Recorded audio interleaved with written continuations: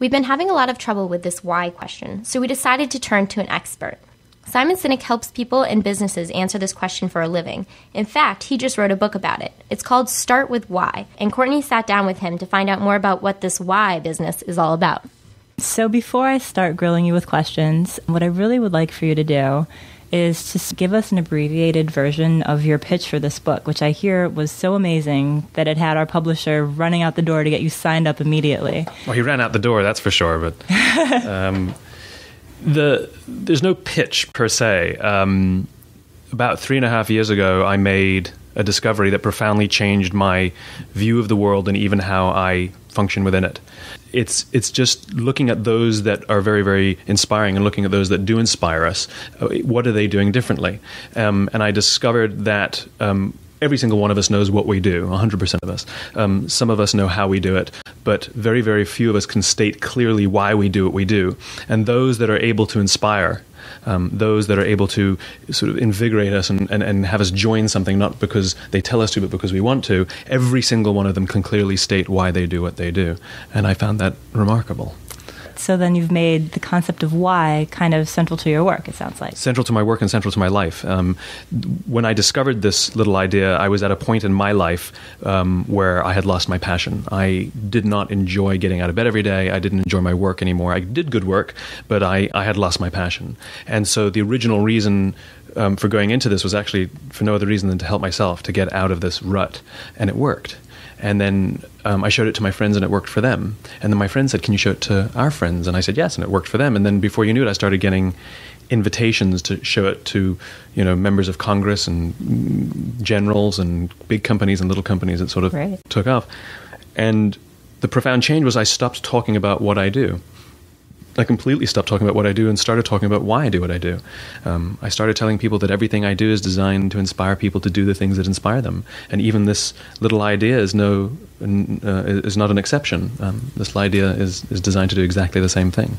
If, say I was a company and I'm sort of in the doldrums and I don't really care about what I'm doing, like how would you help me find my why? The goal is to go backwards. So many organizations, when they get stuck or they have trouble differentiating or things aren't working or they're not passionate, whatever the symptom is, they go outside and you go inside. Again, inside out, you start with why the company was founded. And you go, if the founder is still alive, you talk to the founder. And if the founder isn't still alive, you go back to the history and you read about how the company was founded or why it was founded and what cause they were trying to promote. Bill Gates, for example, didn't just found Microsoft and found a software company. His goal was to help people be more productive so they could achieve their greatest potential. And even before Microsoft even existed, Bill Gates was tinkering around with traffic lights in Seattle to help people get to work easier so they didn't have to sit in traffic. And if you listen to him when he talks about the Gates Foundation, the words he uses are exactly the same. It's why he does everything. What he does is different. One was traffic lights, one was a software company, and now he's dealing with philanthropy. But if you listen to his words, they're exactly the same. Let's take this maybe the personal level. If I'm no longer a company trying to find my why, I'm just me. And I'm wandering through my life with no direction. The process is exactly the same. Okay. And for a company, the company itself is one of the things that the founder has done. It's one of the things that the founder has done in their lives to bring to life their cause. So you and I are the same. Your job is one of the things that you have that brings your life to cause. If you work for a company that allows you to live while you do what you do, then you love your job. You don't have to be an entrepreneur just to have passion. Okay. Everybody has passion. We just don't have passion for the same things. All right, so let's talk about the whole difference between what and why. That's a big part of what you talked about in your book. Mm-hmm. So explain to me the difference between a what and a why. A why is always a belief. It's a purpose, cause, or belief. It's always intangible. It is a belief. That's what it is. Hows are the actions we take to realize that belief, or the environment we're in to help us bring that belief to life. And what's the results of our actions? It's everything tangible. It's everything we say. It's everything we do. It's the things that companies make. It's the things that they sell. It's their advertising. What's are always, always tangible. They're easy to count. They're easy to see. And whys are intangible. And they're always belief-based, which is why they're hard to measure and why they're hard to see and why they often get forgotten. Okay. So I think you talk about how a why makes for a much more compelling argument than a what. People don't buy what you do, they buy why you do it.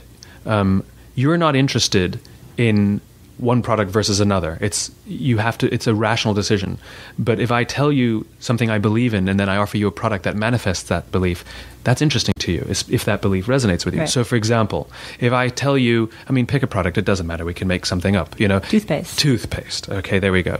Here, buy this toothpaste. That's what it is. It's toothpaste, right? It gets your teeth bright and white, and it keeps away plaque, and it's got all these new ingredients on it that are better than everybody else's. Do you want to buy the toothpaste? I don't know. Sounds like okay toothpaste. Sounds like toothpaste. Now, what if I tell you that I firmly believe that people who have more self-confidence in the world do better in the world? They're happier people. They enter the world every day, waking up every day, feeling good about it. They have more friends. They see opportunity where others don't. And at the end of the day, if you can do things and find things that help you be self-confident, your life will be better. So we've developed a toothpaste specially designed to keep your teeth white so that you feel better about yourself when you get up every day. Wow. This toothpaste sounds great. And you see, and then I can go into, then I can go into the ingredients and all the things that make it actually work. Right. But it's the desire to fulfill something that increases your self-confidence that you're buying. It's not toothpaste, and that's the difference between so much more. That's the difference between people don't buy what you do; they buy why you do it. I like the part of your book where you talk about people who see so much why and whatever it is they buy that they actually get the brand tattooed on their body. Oh, the Harley Davidson folks, primarily, yeah. So how do you feel about that? Do you think purpose can go too far? Do you think there's a No, I think it's awesome.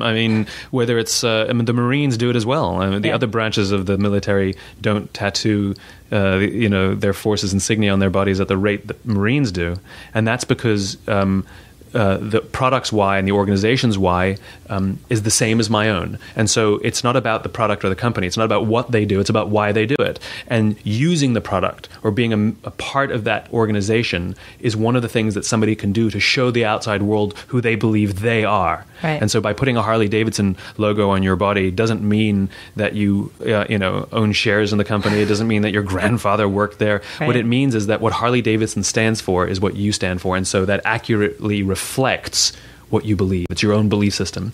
And, tattoos aren't of companies. It's funny that they're corporate logos. Right. But, many of us hang, religious icons around our necks for no other reason than to display to the outside world what our belief system is. You can know something about how I see the world based on the symbols that I adorn myself with. And the Harley Davidson logo is no different. So do you have a symbol for your personal why? Do I have a symbol for my why? Well, I sort of a starburst. I use sort of this little bursty thing that... A starburst? Yeah, that I use, and I like the color orange and everything that I do because it's sort of bright and optimistic. So you see certain colors and forms showing up. So do you have an orange starburst tattoo? I do not have an orange starburst tattoo, but maybe one day I will. Okay, you can keep that on the back burner there. So thanks so much for talking with me today. My pleasure. I guess I have one more question to leave you with. Everything you do, you have a why for why you do it. So from this interview today, what do you see as your why now? What do you hope our listeners are going to go out and do right after they finish listening to our wonderful podcast? My goal is always to inspire people to do the things that inspire them. And whether it's speaking on a stage or speaking on a podcast, my goal is no matter where or what I do, that it always inspires people to do the things that inspire them. And I hope that's what this podcast did as well. Great. Well, thanks, Simon. Thank you very much.